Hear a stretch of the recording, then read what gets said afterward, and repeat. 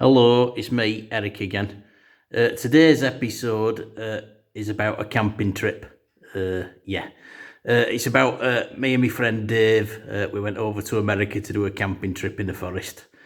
What happened was my mate said he fancied camping and he bumped into an old travel agent that me and him know. He's actually a struck-off travel agent, a little bit dodgy, shall we say. He always sells really dodgy holidays that he gets cheap. He sent a few clients away to like safari trips and stuff like that, and they kept getting eaten by crocodiles and things. Yeah, if you go on his trips, you don't usually come back.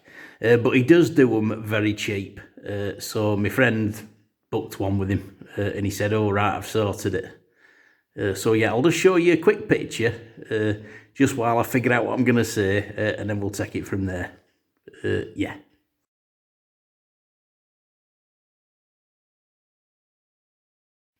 Right, yeah, that was a quick picture. Right, I'll tell you what happened on our little trip. It was a bit different. We arrived at the airport, so we flew over to America there. I don't know, it took hours, but we finally arrived. They'd arranged for somebody to pick us up at the airport.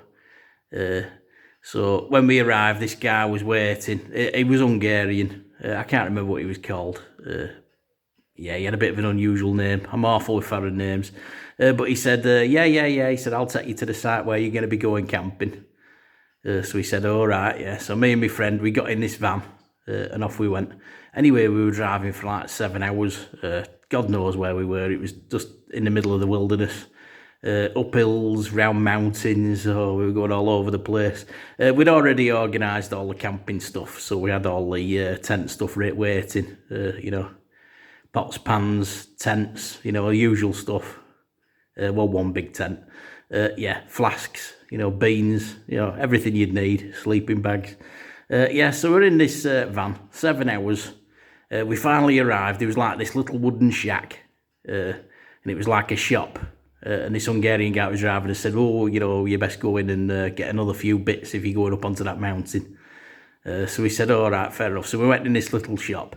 There was this big sweaty guy behind the counter, he just had like a vest on and an old cap covered in gunk and oil and stuff. He had a beard and he was about 6'7", something like that. He looked huge. So my mate walked up and he bought like this drink. So he just put it on the counter. We got another few things, a few chocky bickies, all the essentials. But I let him go first. He walked up to the counter and this big guy behind the counter just looked at my friend. He said, you've got a really pretty mouth. My friend started worrying, because he'd seen that film Deliverance. He thought, I don't like this. To be honest, I didn't like it either. Made me feel very nervous. Very big, sweaty bloke, that. Anyway, we got the drinks and the bits and bobs and we got back in the van and he said, right, we're nearly there now. So we'd driven for like another hour, right into the woods. We arrived, put our tents up. Everything was ready, pots, pans, everything laid out. He just waved us goodbye and set off on the van. Said, look after yourself. It seemed a bit of an unusual spot. There's no sign anybody else had ever stayed here. It was just up in the middle of nowhere. Yeah, definitely got that Deliverance feeling. We were sat there and anyway, later that night we started hearing all the sort of noises in the forest, usual stuff. Very frightening. Bit boring really, to be honest. I never did like camping. But my friend said he needed to go to the toilet. He said his stomach was rumbling, probably all the beans, the chocolate. So he said, I'm just going to go into the woods, he said, and, find a nice tree to go behind, do my business. I said, right, well, you don't need to tell me about it. You just do what you need to do. So he wandered off, disappeared into the woods. Anyway, I heard screaming. He was like, oh no. Oh, I thought, that's a bit unusual. He had a bit of growling. I thought, that sort of noise. I thought, this is a bit, I don't know what's going on here. I best go and see if he's all right. Anyway, I wandered in, and he just come wandering out from behind this tree. His trousers were down near his ankles. He looked all shaken. He looked terrified. I thought, something bad's happened here. He had all scratches on his back, shirt was all ripped. I thought, oh, I said, have you been attacked? He said, not exactly, no. I wouldn't call it attacked. Yeah. I said, well, what's happened? He said, I don't like talking about it. I said, well, what was it? He said, well, it was a bear. I said, a bloody bear? I said, well, what's it done to you? He said, you don't want to know. He said, it was, yeah. He said, I don't like talking about it. Let's just forget about it. So, yeah. He didn't really want to tell me what had happened. Anyway, we come back, got back home. You know, he didn't talk much on the flight or anything. He's just dead distant, you know. Didn't really want to talk about it. We got back. Anyway,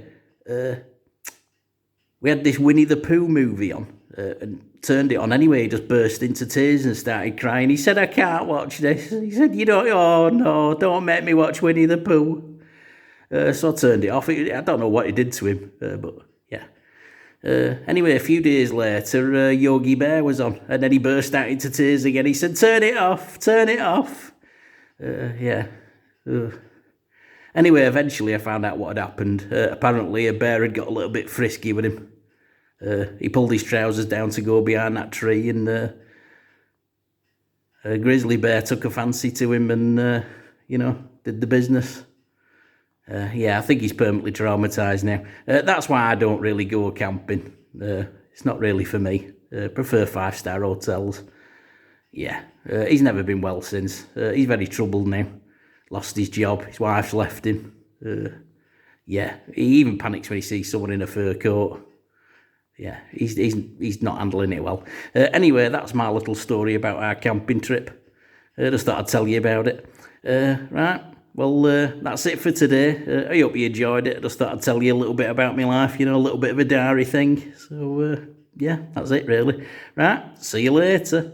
Don't forget to watch all my old episodes and maybe a few of my new ones. Right, see you later. Bye.